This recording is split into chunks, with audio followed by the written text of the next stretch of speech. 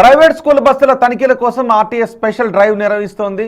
School reopen లోపు అన్ని బస్సులకు fitness ఉండేలా చూసుకోవాలి అని అధికారులు ఆదేశాలు జారీ చేశారు.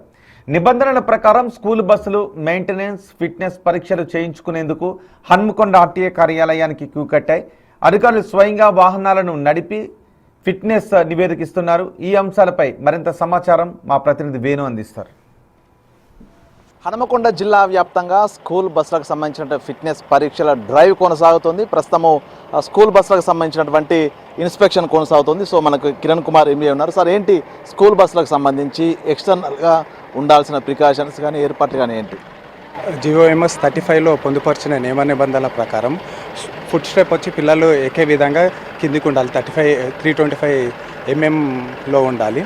పిల్లలు ఎక్కడానికి హ్యాండ్ గ్రిల్స్ అందుబాటులో ఉండాలి. ప్లస్ పిల్లల చేతులు బయట పెట్టకుండా ఉండడానికి 3 గ్రిల్స్ ఉంటాయి. ఇవి పిల్లలు బయట పెట్టకుండా ఇవి ఉండాలి. Plus external school names and address mention చేసి ఉండాలి కంపల్సరీ. స్టాప్ బోర్డు ఉంటుంది, స్టాప్ బోర్డు ఒకటి ఉండాలి.